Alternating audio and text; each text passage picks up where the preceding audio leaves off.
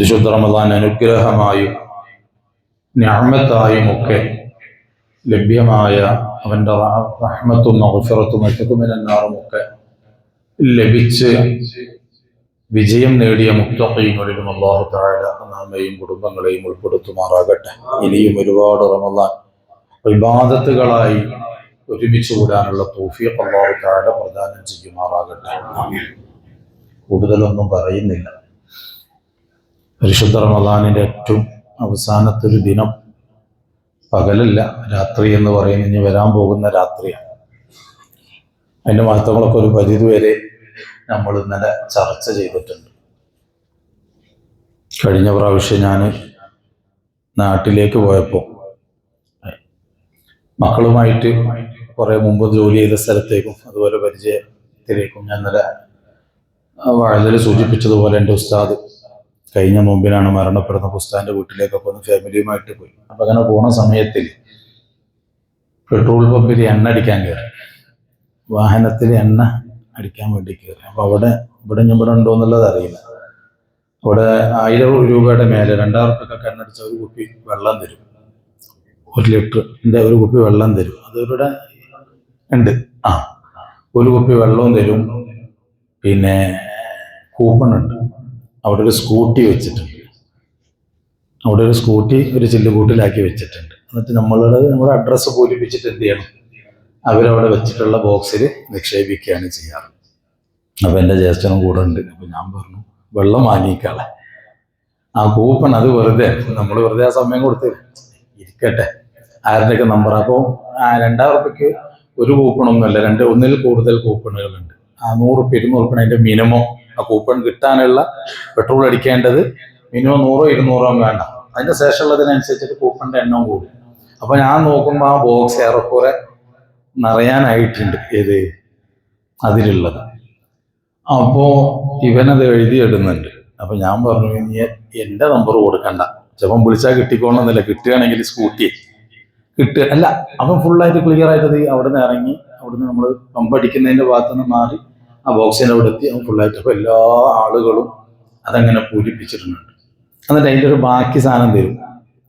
അത് ഇവൻ എടുത്തിട്ട് എന്ത് ചെയ്തു, ഡാഷ്ബോർഡിൽ വെക്കും. അപ്പം ഞാൻ പറഞ്ഞു, വണ്ടി നമ്മുടെ അല്ല, വണ്ടി എൻ്റെ അളിയ തന്നെയാണ്. അപ്പോൾ വണ്ടി നമ്മുടെ അല്ല, അത് പോയി കഴിഞ്ഞാൽ അത് കുഴപ്പമില്ല, ഇറങ്ങുമ്പോൾ എടുക്കാൻ ഓർമ്മിപ്പിക്കണം എന്നുള്ള കുട്ടികളോട് പറയുന്നുണ്ട് ഇല്ലേ. ആ ഒരു ഡേറ്റ് ഉണ്ട്, അതിലൊരു നറുക്കെടുപ്പിൻ്റെ ഡേറ്റും ഉണ്ട്. അവനതെടുത്ത് സംഗതി സൂക്ഷിച്ച് വെച്ചിട്ടുണ്ട്. നമുക്കൊക്കെ അങ്ങനത്തെ അനുഭവങ്ങളുണ്ടാവും. വിദേശത്തിനും പെട്രോൾ പമ്പിൽ പോയി കഴിഞ്ഞാൽ കൂപ്പൺ കിട്ടാറുണ്ട് അല്ലേ. UAE-ലൊക്കെ ഞാൻ അങ്ങനെ കണ്ടിട്ടുണ്ട്. ഇത്ര റിയാൽ കൊടുത്തു കഴിഞ്ഞാൽ ഒരു കൂപ്പൺ കിട്ടുക, എത്രയോളം റിയാൽ ഇതുണ്ടാവും. ആ കൂപ്പൺ കിട്ടിക്കഴിഞ്ഞാൽ അത് നമ്മൾ എഴുതി കൊടുത്തു വെക്കും, സൂക്ഷിച്ചു വെക്കും അല്ലേ. അതിൻ്റെ ഡേറ്റ് വരെയും നമ്മുടെ ഹൃദയത്തിലൊരു പ്രതീക്ഷ ഉണ്ടാവില്ലേ, കിട്ടുന്നുള്ളൊരു പ്രതീക്ഷ ഉണ്ടാവില്ലേ. നമ്മൾക്ക് ഒരു ഭയങ്കര ഒരു ഉറപ്പാണ്. പ്രതീക്ഷ എന്ന് പറയാൻ പറ്റൂല, ഉറപ്പ് എന്ന് പറയണം. നമ്മൾ തന്നെയാണ് അതിൻ്റെ ആള്.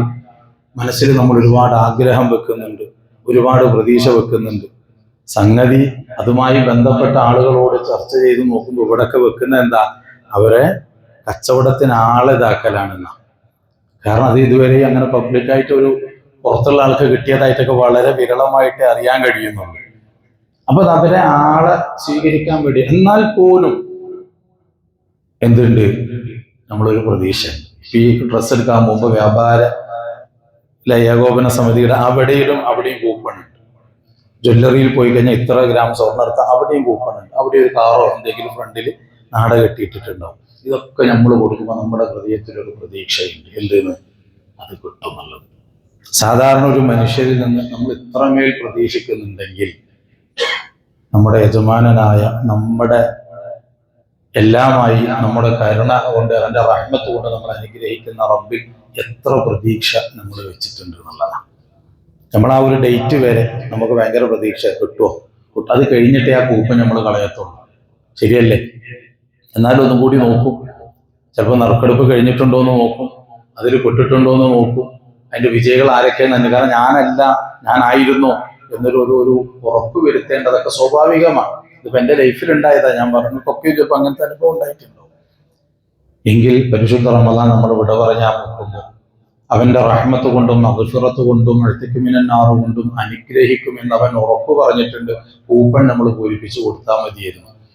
കൊടുത്ത് എത്ര പേർ പ്രതീക്ഷ വെച്ചിട്ടുണ്ട് എന്നുള്ളതാണ്. ഞാൻ എന്നെ കുറിച്ചാണ് പറയുന്നത്. പരിശുദ്ധ റമദാൻ വിട പറയണേ, ഇതിന്റെ ഡേറ്റാണ് കഴിഞ്ഞു. ഇതിൽ ഏതൊക്കെ വിഷയത്തിൽ ഞാൻ പെട്ടിട്ടുണ്ട്, ഏതൊക്കെ വിഷയം എനിക്ക് കിട്ടുന്നുണ്ട്, അവന്റെ റഹ്മത്തിന്റെ നറുക്കെടുപ്പിൽ ഞാൻ പെട്ടിട്ടുണ്ടോ, മഗ്ഫിറത്തിന്റെ നറുക്കെടുപ്പിൽ ഞാൻ പെട്ടിട്ടുണ്ടോ, അഴ്തിക് മിനന്നാറിൽ ഞാൻ പെട്ടിട്ടുണ്ടോ? അന്വേഷിക്കേണ്ടതും പ്രതീക്ഷ വെക്കേണ്ടതുമായ ഏറ്റവും അവസാന മൊമെന്റ് സമയത്തിലാണ് നമ്മൾ നിൽക്കുന്നത്. പക്ഷെ ഇപ്പോൾ നമ്മൾ ശരീരം കൊണ്ടും മനസ്സുകൊണ്ടും പാടേ അതിനൊത്തിട്ട് നമ്മളെപ്പോ റമദാനിനോട് വിട പറഞ്ഞിട്ട്, റമദാനാണ് നമ്മളിൽ നിന്നിപ്പോ പോവാത്തത്. നമ്മളെപ്പോഴോ റമദാനിൽ നിന്ന് എന്ത് ചെയ്യണം? കാരണം നമ്മുടെ പ്രകൃതി മാറിയല്ലോ, നമ്മുടെ ശൈലി മാറിയില്ലേ, ഇല്ലേ? ഒരു 27 പേരുണ്ടായ നമ്മുടെ ബോഡി ലാംഗ്വേജോ അല്ലെങ്കിൽ നമ്മുടെ സംസാരങ്ങളോ അല്ലെങ്കിൽ നമ്മുടെ പ്രവർത്തനങ്ങളോ ഇല്ലല്ലോ ഇന്നലെ മുതൽ മാറി പഴയ ഒരു ലെവലിലേക്ക് പോയി, നമ്മൾ തന്നെ അറിയാതെ പോയി. ശരിയല്ലേ? അതുവരെ ഒരു പരിശുദ്ധ റമദാനാണ്, നോമ്പാണ് എന്നുള്ള ഒന്ന് തോന്നിപ്പിക്കുന്ന രൂപത്തിലുള്ള ഒരു ബോഡി ലാംഗ്വേജ് ആയിരുന്നു നമുക്കുണ്ടായിരുന്നുവെങ്കിൽ, സംസാരത്തിലും അല്ലെങ്കിൽ പെരുമാറ്റത്തിലൊക്കെ ഉണ്ടായിരുന്നെങ്കിൽ ടോട്ടലി നമ്മൾ മാറി. കാരണം എന്താ? നമ്മുടെ ഹൃദയം മനസ്സ് എന്നോ അംഗീകരിച്ച് റമദാൻ പോയിട്ടുണ്ട് എന്നുള്ളത് ഇപ്പൊ ഒരു ചടങ്ങ് മാത്രമായിട്ട് നമ്മൾ മാറുകയാണ്. ബാഹ്യമായിട്ട് നമ്മൾ ചെയ്യുന്നത് നമ്മുടെ കൽബിന്റെ കാര്യം നമ്മൾ പറയുന്നു. പക്ഷെ ഏറ്റവും കൂടുതൽ മഹാന്മാർ ഇന്നലെ പറഞ്ഞതുപോലെ ഒരുപാട് വിശദീകരിക്കേണ്ട വിഷയമായിരുന്നു ഇന്നലെ.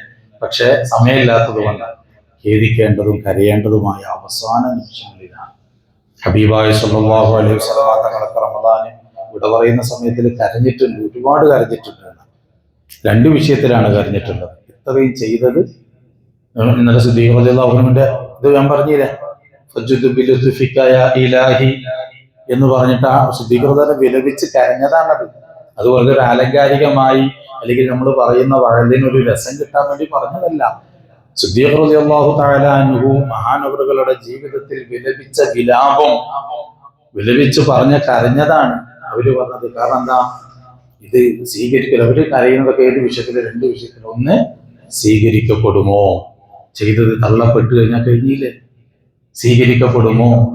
ഉസ്താദെ, ഞാൻ ഇന്റർവ്യൂവിന് ഒരു അപേക്ഷ കൊടുത്തിട്ടുണ്ട്, ഇന്റർവ്യൂ അറ്റൻഡ് ചെയ്തിട്ടുണ്ട്, പിന്നെ നമുക്ക് ടെൻഷനാ, അത് തള്ളപ്പെടുവോ എന്തെങ്കിലും ഒരു വിഷയത്തിൽ വന്നിട്ട്? ചിലപ്പോൾ നമ്മൾ അർഹരല്ല എന്ന് വരെ നമുക്ക് ഉറപ്പാണ്. എന്നാലും ഒരു പ്രതീക്ഷ, അല്ലേ? തള്ളപ്പെടരുത് എന്നൊരാഗ്രഹം, അതിനു വേണ്ടിയുള്ള ഒരു പ്രാർത്ഥന. നമ്മുടെ മക്കൾക്ക് വേണ്ടി ജോലിക്ക് അപേക്ഷിച്ചിട്ടുണ്ട്, കൊടുത്തിട്ടുണ്ട് ഉസ്താദെ, ഒന്ന് പ്രത്യേകിച്ച് ദുആ ചെയ്യണം. എന്നാൽ പൂർണ്ണമായും ആ വിഷയത്തിൽ അർഹനാണോ അല്ല എന്നറിഞ്ഞിട്ട് പോലും തള്ളപ്പെടരുത് എന്നൊരാഗ്രഹമുണ്ട് എങ്കിൽ എന്തുകൊണ്ടും അള്ളാഹുവിന്റെ റഹ്മത്ത് കരസ്ഥമാക്കാൻ നമ്മൾ അർഹതയുണ്ട്. പക്ഷെ അർഹതയുള്ളതിനനുസരിച്ച് പ്രവർത്തിക്കുന്നുണ്ടോ എന്നുള്ളതാണ് നോക്കേണ്ടത്. മഹാന്മാരായ ആളുകളെ കരഞ്ഞതും അത് തന്നെ. തള്ളപ്പെടുമോ? ഞാൻ ഇത്രയും കാലം പ്രയാസപ്പെട്ടിട്ടാണ് ചെയ്തത്, ഇതൊക്കെ ലാസ്റ്റ് ഒന്നുമില്ലാതെയായി ഒഴിഞ്ഞു എന്ന് പറഞ്ഞു കഴിഞ്ഞാൽ ഉണ്ടാകുന്നത് ആ ഒരു വിഷയത്തിലാണ് മഹാനവറുകൾ കരഞ്ഞത്. അതേപോലെ തന്നെ രണ്ടാമത്, നഷ്ടപ്പെടുകയല്ലേ, എനിക്ക് ഈ ഒരു അവസരം നഷ്ടപ്പെടുകയല്ലേ, ഇനി നാളെ മുതൽ ഇത് കിട്ടില്ലല്ലോ, ഇത്രയും നല്ലൊരു ഓപ്പർച്യൂണിറ്റി അല്ലെങ്കിൽ ഇത്രയും നല്ലൊരു ഓഫർ ഉള്ളത് ഇനി എനിക്ക് ലഭ്യമല്ലല്ലോ, ഇല്ലേ? നമുക്ക് ടെൻഷൻ ഉണ്ടാവൂലേ? നമുക്ക് നമ്മൾ മുമ്പ് പറഞ്ഞതുപോലെ ഒരു മുതലാളി നമുക്കൊരു ജോലി തരികയാണ്. ആ ജോലി തന്നിട്ട് നമ്മളോട് പറയാണ്, രാവിലെ 8 മണി മുതൽ വൈകുന്നേരം 5 മണി വരെ ജോലി ചെയ്തോളൂ, ഇത്ര ദിവസത്തിൽ നിനക്ക് ശമ്പളം ഇരട്ടിയായിരിക്കും. നമ്മൾ പ്രത്യക്ഷത്തിൽ ഒന്ന് ചിന്തിച്ചു നോക്കും. ദിവസം സാധാരണ 1000 രൂപയുടെ കൂലിയാണെങ്കിൽ ഇന്ന ദിവസം മുതൽ ഇന്ന ദിവസം വരെ നിനക്കത് 2500 ഡെയിലി ഞാൻ തരും. അത്ര ജോലി ചെയ്താൽ മതി, സാധാ ചെയ്യുന്ന ജോലി നീ ചെയ്താൽ മതി. ഓവർ ടൈം ചെയ്യണമെങ്കിൽ കൂടുതൽ ഞാൻ തരും. പക്ഷെ അത് ഇപ്പൊ ഉദാഹരണം ഞായറാഴ്ച വരെ ഉള്ളൂ എന്ന് പറഞ്ഞു കഴിഞ്ഞാൽ ഞായറാഴ്ച കഴിഞ്ഞ് നമുക്ക് ടെൻഷൻ എന്താണ്?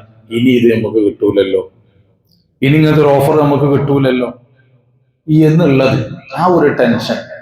അത് തന്നെയാണ് മഹാന്മാരായ ആളുകളും കാണിച്ചത്.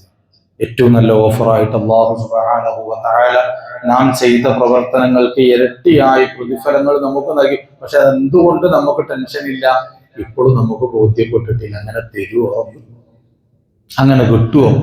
അവിടെ ഞാൻ നേരത്തെ പറഞ്ഞത്, ആ കൂപ്പൺ ഇടുമ്പോൾ സാധാരണ ഒരു മനുഷ്യർ അത് കച്ചവട തന്ത്രമാണ് എന്ന് അറിഞ്ഞിട്ട് പോലും സാധാരണ തെറ്റുകളും വാക്കുകൾ പാലിക്കാത്ത മനുഷ്യരിൽ വെക്കുന്നൊരു പ്രതീക്ഷയില്ലേ, അതുപോലും നമ്മൾ നമ്മുടെ റബ്ബിലേക്ക് വെക്കുന്നില്ലല്ലോ എന്നുള്ള സങ്കടമാണ്. അത്രയോലും, കാരണം അതിൽ ഒരു പ്രതീക്ഷ വെച്ച് നമ്മുടെ മനസ്സാഗ്രഹിക്കുന്ന ഒരു ആഗ്രഹത്തിന്റെ ഒരു അംശം പോലും പടച്ച റബ്ബിന്റെ റഹ്മത്തിന് വേണ്ടി, അല്ലെങ്കിൽ അവൻ നമുക്ക് വെച്ച് നീട്ടിയ ഓഫറിന് നമുക്ക് വിശ്വാസം ഉണ്ടെങ്കിലും വിശ്വാസമുള്ളവരൊക്കെ കരഞ്ഞിട്ടുണ്ട്, ഉറപ്പിച്ചവരൊക്കെ കരഞ്ഞിട്ടുണ്ട്, ടെൻഷൻ അടിച്ചിട്ടുണ്ട്, സങ്കടപ്പെട്ടിട്ടുണ്ട്. ഇനി ഇങ്ങനത്തെ അവസരങ്ങൾ എനിക്ക് ലഭ്യമാവൂല, അടുത്തൊരവസരം എനിക്ക് കിട്ടില്ല, മാത്രമല്ല ഇത്രയും കിട്ടി എനിക്ക് വലിയ നേട്ടങ്ങൾ എന്നിൽ നിന്നും നഷ്ടപ്പെടുകയാണ്. നഷ്ടങ്ങൾ ഉണ്ടാകുമ്പോൾ ആരാ കരയാൻ? ഈ ലോകത്ത് ആളുകളൊക്കെ ടെൻഷൻ അടിക്കുന്നതും വിഷമിക്കുന്നതൊക്കെ എന്തിന്റെ പേരിലാണ്? നിങ്ങൾ ശ്രദ്ധിച്ചിരിക്കണം. ഏറ്റവും കൂടുതൽ ഒരാൾ ടെൻഷൻ അടിക്കുന്നതും ഒരാള് പ്രയാസപ്പെടുന്നതും എന്തിന്റെ പേരിലാണ്? ഉള്ള ഒന്ന്, അല്ലെങ്കിൽ ലഭ്യമാവാൻ സാധ്യതയുള്ള ഒന്ന് നഷ്ടപ്പെടുമ്പോഴാണ് അല്ലേ? രോഗം വരുമ്പോൾ ടെൻഷൻ അടിക്കുന്നുണ്ട്. രോഗത്തിന്റെ ടെൻഷൻ എന്താ? ആരോഗ്യം ക്ഷയിച്ചു, ആരോഗ്യം എന്ന് പറയുന്ന ഒരു നിഅമത്ത് നഷ്ടപ്പെടുക അല്ലേ? ജോലി സംബന്ധമായിട്ട് നമ്മൾ ഏറ്റവും കൂടുതൽ ടെൻഷൻപ്പെടുന്നത്, ഏറ്റവും കൂടുതൽ നമ്മുടെ രോഗത്തെക്കാൾ നമ്മളെ പ്രയാസപ്പെടുത്തുന്നത് എന്താ? ടെൻഷൻ. നമ്മുടെ വരുമാന മാർഗമാണ്, ജോലിയാണ്. കച്ചവടം കുറഞ്ഞാൽ ഭയങ്കര ടെൻഷനാണ് നമുക്ക്, അല്ലെങ്കിൽ ഉള്ള ജോലിയിൽ എന്തെങ്കിലും പ്രതിസന്ധി നേരിട്ട ഭയങ്കര ടെൻഷനാണ്. കാരണം അത് നഷ്ടപ്പെടുമോ? എനിക്കിതുവരെയും നേട്ടങ്ങൾ നൽകിയത്, എന്നെ പിടിച്ചു നിർത്തിയത്, എന്നെ ഭക്ഷിപ്പിച്ചത്, അതങ്ങ് നഷ്ടപ്പെട്ട ഞാൻ എന്ത് ചെയ്യും? ആ ഒരു ടെൻഷനാണ്. നേരെ മറിച്ച് അത് കഴിഞ്ഞാൽ വേറൊരു അവസരം അവിടെ ഉണ്ടാകും, പക്ഷെ എന്നാൽ പോലും നമുക്കുള്ളത് നഷ്ടപ്പെടുത്താൻ കഴിയില്ല, ടെൻഷനാണ്. അപ്പൊ നഷ്ടപ്പെടുമ്പോൾ വേദനയാണ്. എന്തുകൊണ്ട്? ആ നഷ്ടപ്പെടുന്നതിന്റെ മൂല്യം നമ്മൾ അറിഞ്ഞതുകൊണ്ട്. നമ്മുടെ ജോലിയുടെ മൂല്യം, നമ്മുടെ ആരോഗ്യത്തിന്റെ മൂല്യം, നമ്മുടെ സമ്പാദ്യത്തിന്റെ മൂല്യം, നമ്മുടെ കച്ചവടത്തിന്റെ മൂല്യം, അത് നമ്മൾ അറിഞ്ഞതുകൊണ്ട് തന്നെ അത് നഷ്ടപ്പെടുമ്പോൾ നമുക്ക് ടെൻഷനാണ്. ഞാൻ മുമ്പ് സൂചിപ്പിച്ചതാണ്. നേരെ മറിച്ച് മൂല്യമില്ലാത്തത് നഷ്ടപ്പെട്ട നമുക്ക് ടെൻഷൻ ഉണ്ടോ? വഴിയിൽ വരുന്ന സമയത്ത് ഫോൺ അങ്ങോട്ട് എടുത്തു, 10 രൂപ നിലത്ത് വീണ് പോയി, കുറച്ച് കഴിഞ്ഞ് അറിഞ്ഞു ആ 10 രൂപ വീണ് പോയി എന്ന്. ആരെങ്കിലും ടെൻഷൻ അടിച്ചിട്ടുണ്ടോ? ഉണ്ടോ? കാരണം എന്താ? അതിന് മൂല്യമല്ല, അതിന് വിശദ 10 പ്രശ്നമുള്ള കാര്യമല്ല. ആ സ്ഥാനത്ത് വേറൊരു സംഖ്യ ആണെങ്കിലും. അപ്പൊ മൂല്യമുള്ള ഒന്ന് നഷ്ടപ്പെടുമ്പോൾ സ്വാഭാവികമാണ് എന്ത് എന്നുള്ളത്, നമ്മൾ ഡിസ്റ്റർബ് ആവും, ടെൻഷൻ ആവും എന്നുള്ളത്. ഇനി ഒന്ന് ആലോചിച്ചു നോക്കൂ, വല്ല ടെൻഷനും ഹൃദയത്തിലേക്ക് വന്നിട്ടുണ്ടോ? വല്ല വേദനകളും ഹൃദയത്തിൽ പിടിപെടുന്നുണ്ടോ? അവസാന നിമിഷങ്ങളിലേക്ക് അടുത്തു നിന്ന് യാത്ര പറയാനുള്ള എല്ലാ തയ്യാറെടുപ്പുകളും നിന്ന് പരിശുദ്ധ റമദാൻ പടിവാതിൽക്കൽ നിൽക്കുമ്പോൾ നമ്മുടെ ഹൃദയത്തിൽ എവിടെയെങ്കിലും എന്തെങ്കിലും ഒരു വിങ്ങലുകളോ വേദനകളോ വന്നിട്ടുണ്ടോ? ഇല്ലെങ്കിൽ എത്ര മൂല്യമാണ് റമദാനെ നമ്മൾ കൽപ്പിച്ചിട്ടുള്ളത്? ആ റമദാനിൽ അല്ലാഹു തആല പറഞ്ഞ അനുഗ്രഹങ്ങളിൽ എത്രയാണ് നമ്മൾ വിശ്വാസം അർപ്പിച്ചിട്ടുള്ളത്? നമ്മുടെ ഇബാദത്തുകളൊക്കെ ഏത് ലെവലിലാണ് നിൽക്കുന്നത് എന്ന് അവിടുന്ന് നമുക്ക് ബോധ്യപ്പെടും. അവസാന നിമിഷങ്ങളിൽ തൗബ ചെയ്ത് മടങ്ങാനുള്ള അവസാന നിമിഷങ്ങൾ നമ്മുടെ മുമ്പിൽ തെളിഞ്ഞു വരുമ്പോൾ അതിൽ നിന്നും നമ്മൾ എന്ത് ചെയ്യാൻ നിൽക്കണ്ട? തിരിഞ്ഞ് നടക്കാൻ നിൽക്കണ്ട. അതുകൊണ്ട് ഇനിയുള്ള വിലപ്പെട്ട സമയങ്ങൾ എൻ്റെ ജീവിതത്തിൽ തന്നെ ഇനിയും അങ്ങനെ ഒരു അവസരം നമുക്ക് ലഭ്യമാകുമെന്ന് അറിയില്ല. ലഭിച്ചാൽ തന്നെയും ആരോഗ്യം അനുവദിക്കുമോ എന്നറിയില്ല. എന്തുകൊണ്ടും ഇപ്പൊ സാഹചര്യങ്ങളൊക്കെ അനുകൂലമാണ്. അത് ഉപകാരപ്രദമാക്കി മുന്നോട്ട് പോകണം. ഇൻഷാ അല്ലാഹ് ഇന്നത്തെ രാവും ഇന്ന് ഒരുപാട് പേര് ഖത്മ ഓതി തീർക്കാനായി നിൽക്കുന്നുണ്ട്. ഇൻഷാ അല്ലാഹ് നമുക്കൊന്ന് ഖത്മ ഇന്ന് നിസ്കാരം കഴിഞ്ഞ് കഴിഞ്ഞിട്ട് അങ്ങനെ, അല്ലെങ്കിൽ ആ ഖത്മ ഒന്നുകൂടി ഒന്ന് ദുആ ചെയ്യണം എന്ന് ഒരുപാട് ആളുകൾ പറഞ്ഞിട്ടുണ്ട്. സാധാരണ ചെയ്യില്ല, നോമ്പ് 29-ന് ഖത്മ ദുആ ചെയ്യാറുണ്ട്. അതിനോടൊപ്പം തന്നെ ഇരുന്ന് ഒരു ഖത്മ അവിടുന്ന് തന്നെ എന്ത് ചെയ്യാറുണ്ട്? തീർക്കാറുമുണ്ട്. കാരണം എന്താ? യാത്ര കൊടുക്കുക, ഭംഗിയുള്ളൊരു യാത്ര. പരിശുദ്ധ റമദാനിൽ നമ്മൾ യാത്ര, ഭംഗിയായിട്ടുള്ളൊരു യാത്ര. വിശിഷ്ടാതിഥി നമ്മൾ വരുമ്പോ ആ അതിഥിയെ യാത്രയാക്കുന്നത് എങ്ങനെ? എന്നാൽ നീ പോയിട്ട് വാട്ടോ, ഞാൻ കുറച്ച് പണിയുണ്ട് എന്നാണോ പറയാ? എന്താ ചെയ്യേണ്ടത്? ഇസ്ലാമിന്റെ കാഴ്ചപ്പാട് അങ്ങനെ. ഒരു അതിഥി വീട്ടിലേക്ക് വന്നാൽ എങ്ങനെ ഇസ്ലാം പൊതുവെ ഒരു മനുഷ്യനായ അതിഥി വന്നാൽ, വിശിഷ്ട അതിഥി വന്നാൽ എങ്ങനെ യാത്രയാക്കണം എന്ന ഇസ്ലാമിന്റെ മസല. അവന്റെ വാഹനത്തിന്റെ അരികിൽ വരെ പോകണമെന്നാണ്. ബഹുമാനാണത്, അവനെ ബഹുമാനിക്കുന്നതിന്റെ ബഹുമാനാണ്. നമ്മളൊക്കെ കണ്ടിട്ടില്ല, വലിയ വലിയ ആളുകൾ പറഞ്ഞിലൊക്കെ വരുമ്പോൾ വാഹനത്തിന്റെ അവിടെ നിന്ന് സ്വീകരിച്ചു വരുന്നു, തിരിച്ച് വാഹനത്തിലേക്ക് കൊണ്ടുപോയി ഡോർ വരെ അടച്ചു കൊടുത്തിട്ടാ വരിക. അത് അവരോട് കാണിക്കുന്ന ഒരു ബഹുമാനമാണ്, ആദരവാണ്. ബഹുമാനപ്പെട്ട മുആദ് ബിൻ ജബൽ റളിയല്ലാഹു തആല അൻഹുവിനെ മദീനയിൽ നിന്നും യമനിലേക്ക് ഇസ്ലാമിക പ്രബോധനത്തിന് വേണ്ടി ഹബീബായ തങ്ങൾ പറഞ്ഞയക്കുന്ന ഒരു രംഗമുണ്ട്. മുആദ് തങ്ങൾ ഇങ്ങനെ പറഞ്ഞു, ഇങ്ങനെ ഓരോരുത്തർ ഓരോ ഏരിയയിലേക്ക് പോകണമെന്ന് പറഞ്ഞിട്ട് തങ്ങൾ മുആദ് ബിൻ ജബൽ റളിയല്ലാഹു അൻഹുവിനോട് പറഞ്ഞു, നീ ഇന്ന സ്ഥലത്തേക്ക് പോകണം. അപ്പോൾ പോകാൻ താല്പര്യം കാണിച്ചില്ല. മുആദ് ബിൻ ജബൽ റളിയല്ലാഹു അൻഹു പറഞ്ഞു, നബിയെ എന്നെ ഒഴിവാക്കി തന്നാൽ, കാരണം തങ്ങളെ വിട്ട് എനിക്ക് പോകാൻ കഴിയില്ല. തങ്ങളുടെ ഈ ക്ലാസ്സും ഈ മദീനയും തങ്ങളുടെ ഹദറും ഇതിന് എനിക്ക് പോകാൻ കഴിയില്ല. വലിയൊരു പ്രയാസം. നബി സല്ലല്ലാഹു അലൈഹി വസല്ലം തങ്ങളെ വിട്ടുപോകണമല്ലോ, നബി തങ്ങളുടെ ക്ലാസ് നഷ്ടപ്പെടുമല്ലോ, അവിടത്തോടുള്ള ദർശനം നഷ്ടപ്പെടുമല്ലോ എന്നുള്ള സങ്കടം കൊണ്ട് പോകാൻ താല്പര്യം കുറവ് കാണിച്ചപ്പോൾ മുആദ് ബിൻ ജബൽ റളിയല്ലാഹു അൻഹുവിനോട് നബി തങ്ങൾ പറഞ്ഞു, മുആദേ, നീ ഇവിടെ ഇരിക്കുന്നതിനേക്കാൾ നിനക്കുത്തമം നിന്റെ ദഅവത്ത് കൊണ്ട്, നിന്റെ പ്രവർത്തനങ്ങൾ കൊണ്ട് ആരെങ്കിലും ഒരാൾ സന്മാർഗത്തിലേക്ക് വരലാണ്. അങ്ങനെ വന്നാൽ ഈ ദുനിയാവും അതിലുള്ളതും നിനക്ക് കിട്ടുന്നതിനേക്കാൾ മൂല്യം നിന്റെ പ്രവർത്തനങ്ങൾ കൊണ്ട് ഒരാളെ നന്മ ചെയ്യലാണ്, സന്മാർഗത്തിലേക്ക് വരലാണ്. അതുകൊണ്ട് നീ പോണം എന്ന് പറഞ്ഞപ്പോൾ ഹബീബായ തങ്ങളുടെ വാക്കിനെ അനുസരിക്കണം എന്നുള്ള നിലക്ക് മനസ്സോടെ മുആദ് ബിൻ ജബൽ റളിയല്ലാഹു അൻഹു പോവുക. നബി തങ്ങളെ ധിക്കരിക്കാൻ പറ്റൂലല്ലോ. പക്ഷെ എന്നാൽ ഉള്ളിലുണ്ട് ഹബീബായ തങ്ങളെ വിട്ടുപിരിയുന്നതിന്റെ സങ്കടം. അങ്ങനെ നബി സല്ലല്ലാഹു അലൈഹി വസല്ലം ഹദീസുകളിൽ കാണാം, മുആദ് ബിൻ ജബൽ റളിയല്ലാഹു അൻഹു ഒട്ടകപ്പുറത്ത് കയറ്റിയതാണ്. ഹബീബായ തങ്ങൾ നടക്കുകയാണ്, നടന്നിട്ട് യാത്രയാക്കുകയാണ്. ആ മദീനയുടെ ബൗണ്ടറി കഴിയുന്നത് വരെ ഒന്ന് കൂടെ പോയി നബി തങ്ങൾ പോയി എന്നാണ്. എന്നിട്ട് അങ്ങോട്ട് പോകുമ്പോൾ എന്നാ ഇൻഷാ അല്ലാഹ് കാണാന്ന് പറയുമ്പോൾ ആ നബി തങ്ങൾ പറയുന്നു, മുആദ്, ഇനി നീ തിരിച്ചു വരുമെന്നുണ്ടാവില്ല, ഞാനുണ്ടാവില്ല. ഇനി നീ തിരിച്ചു വരുമെന്നില്ല, ഞാനുണ്ടാവില്ല. എന്റെ ഖബറിന്റെ അരികിലേക്കായിരിക്കും നീ വരിക. അപ്പോൾ ആ മുആദ് ബിൻ ജബൽ തങ്ങൾ പൊട്ടിക്കരഞ്ഞു പോയത്. എന്താണ് ഹബീബെ പറയുന്നത്? പോകാൻ തന്നെ താല്പര്യമില്ല തങ്ങളെ വിട്ട്. ഇനി ഞാൻ എന്റെ ദൗത്യങ്ങൾ കഴിഞ്ഞ് തിരിച്ച് തങ്ങളിലേക്ക് വരുന്ന സമയത്തിൽ എനിക്ക് കാണാൻ കഴിയില്ല എന്ന് പറയുന്നത് എനിക്ക് സഹിക്കാൻ കഴിയുന്നില്ല. വീണ്ടും മുആദ് ബിൻ ജബൽ റളിയല്ലാഹു അൻഹു തന്റെ സങ്കടം ഹബീബായ തങ്ങളിലേക്ക് ബോധിപ്പിച്ചപ്പോൾ അപ്പൊ നബി തങ്ങൾ പറഞ്ഞ മറുപടിയാണ്, മുആദേ, ഈ ലോകത്തിന്റെ ഏത് ഭാഗത്താണെങ്കിലും ഏത് സ്ഥലത്താണെങ്കിലും ഞാൻ നിനക്ക് പറഞ്ഞു തന്ന മൂല്യങ്ങളുണ്ട്. ആ മൂല്യങ്ങൾ മുറുകെ പിടിച്ച്, അതേപോലെ തന്നെ ഞാൻ പഠിപ്പിച്ചു തന്ന കാര്യങ്ങൾ അത് മുറുകെ പിടിക്കണം. മൻകാനു ഹൈസു കാനു, നീ എവിടെയാവട്ടെ, ഏത് പ്രദേശത്താവട്ടെ, ആരുമായിക്കൊള്ളട്ടെ, ഞാൻ പഠിപ്പിച്ചു തന്ന മൂല്യങ്ങളും കാര്യങ്ങളും മുറുകെ പിടിച്ചാൽ ഞാനുമായിക്കൊണ്ടൊരു ആത്മീയമായ ബന്ധമുണ്ടാകും. അത് നിന്നെ നന്മയിലേക്ക് എത്തിക്കുമെന്നാണ്. അങ്ങനൊരു യാത്രയൊക്കെ നമുക്ക് പരിശുദ്ധ റമദാനിലേക്ക് കൊടുത്തു കഴിഞ്ഞാൽ, റമദാന് പോയാലും ആ റമദാൻ നമ്മളിൽ അവശേഷിപ്പിച്ചൊരു മൂല്യമുണ്ട്. ആ റമദാനിൽ നമ്മളിലേക്ക് അവശേഷിപ്പിച്ചൊരു ചൈതന്യം ഇതുവരെ നമുക്ക് ലഭ്യമായില്ലേ, അത് കൈമോശം വരാതെ വെച്ച് കഴിഞ്ഞാൽ നമ്മൾ രക്ഷപ്പെട്ടു. അതാ ഞാൻ പറഞ്ഞത്, അതിന് അടുത്ത റമദാൻ വരേക്കും ഈ റമദാൻ നമുക്ക് നൽകി പോന്നിട്ടുണ്ട് ഒരു ഇതുണ്ട്. അത് നമ്മൾ സൂക്ഷിച്ചു വെക്കുക തന്നെ വേണം അടുത്ത റമദാൻ വരേക്കും. അതല്ല അതിന് മുമ്പായിട്ടാണ് നമ്മളെ മരണം വരിക്കുന്നതെങ്കിലോ ഈ റമദാൻ നമ്മളിലേക്ക് സമ്മാനിച്ച ചൈതന്യത്തോടുകൂടെ മരണത്തെ കൊല്ലുക നമുക്ക് കഴിയണം. അതുകൊണ്ട് മനസ്സുകൊണ്ട് നമുക്ക് റമദാനെ യാത്രയാക്കാൻ കഴിയില്ല. കാരണം അത്രമേൽ എനിക്ക് അനുഗ്രഹങ്ങൾ തന്ന, അത്രമേൽ എനിക്ക്, കാരണം ഏറ്റവും കൂടുതൽ ചെലവുണ്ടാവുന്നത് നോമ്പിനല്ലേ, ഏറ്റവും നല്ല സുഭിക്ഷമായ ഭക്ഷണം കഴിക്കുന്നത് നോമ്പിനല്ലേ, ഇല്ലേ? അപ്പൊ എന്തുകൊണ്ടും ഏറ്റവും കൂടുതൽ നമുക്ക് അനുഗ്രഹങ്ങളെല്ലാം കൊണ്ടും തന്ന, സുഭിക്ഷമായ ഭക്ഷണം നൽകിയ, എല്ലാം നൽകിയത് പരിശുദ്ധ റമദാനാണ്. മനസ്സുകൊണ്ട് നമുക്ക് അറിഞ്ഞ് യാത്ര പറയാൻ കഴിയില്ല. എന്നാൽ പറയാതിരിക്കാൻ പറ്റൂല. റമദാൻ ഇനിയും വരും എന്നുള്ള ഉറപ്പുള്ള വാക്ക് പറഞ്ഞു പോകുമ്പോൾ സ്വീകരിക്കാൻ നമ്മൾ ഉണ്ടാകുമോ എന്നുള്ളൊരു ഉറപ്പും നമുക്ക് കൊടുക്കാനും പറ്റൂല.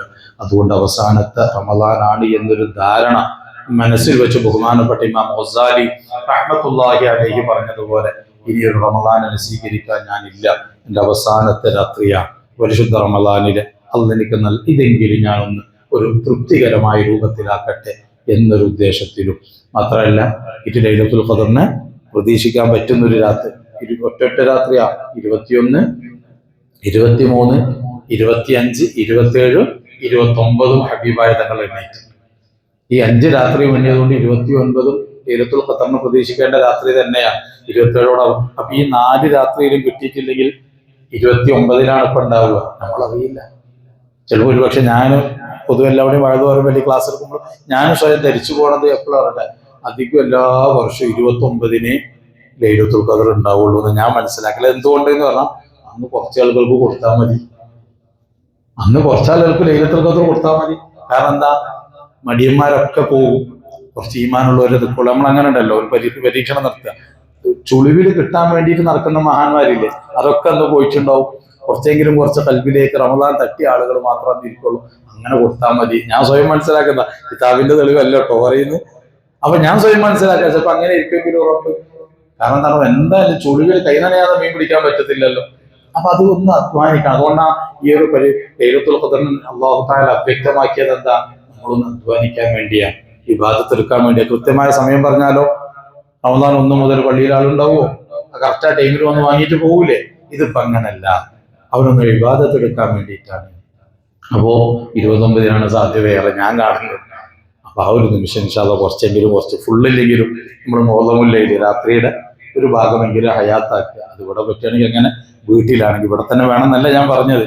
ഇൻഷാ അല്ലാഹ് നമ്മളോട് ഇരിക്കണമെന്നുണ്ട്, ദുആ ചെയ്യണമെന്ന് ആഗ്രഹമുണ്ട്. എല്ലാവരും വരികയാണെങ്കിൽ നമുക്ക് എന്ത് ചെയ്യാം, ഓരോ ജുസുവും ഓതി.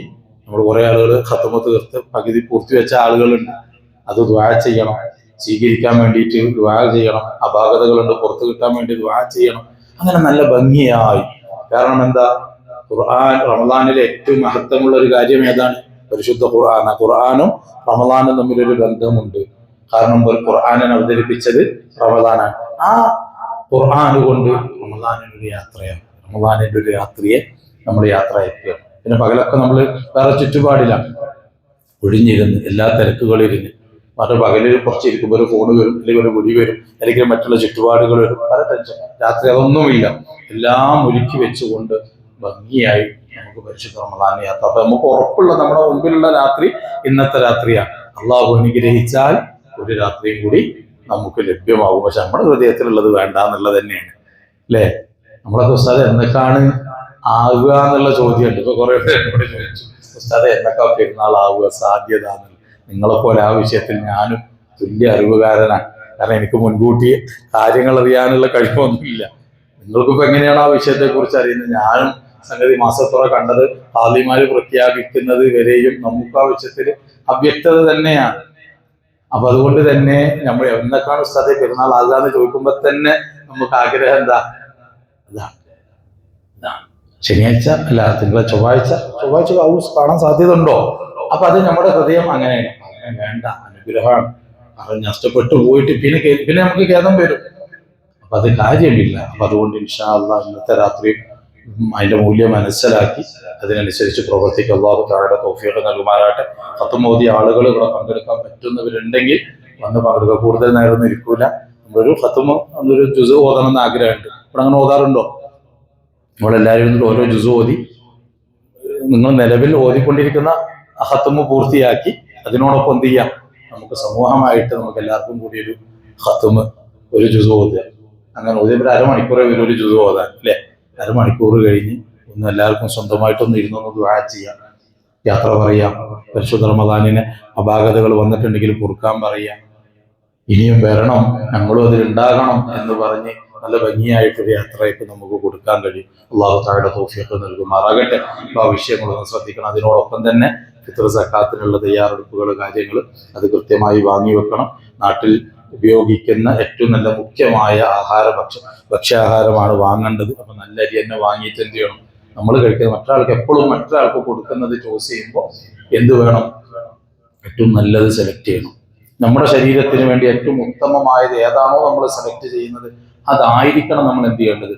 അതേത് വിഷയത്തിലാവും, അത് അരിയിൽ നിന്ന് മാത്രം ഏതൊരാൾക്കും കൊടുക്കുമ്പോൾ നല്ലതേ കൊടുക്കാവുന്നെങ്കിൽ അതിന്റെ ഫലം കൊടുക്കാറ്. നമ്മളധികം നമുക്ക് വേണ്ടാത്തത് അല്ലെങ്കിൽ ഉപയോഗശൂന്യം അത് പറ്റില്ല എന്നുള്ളത്.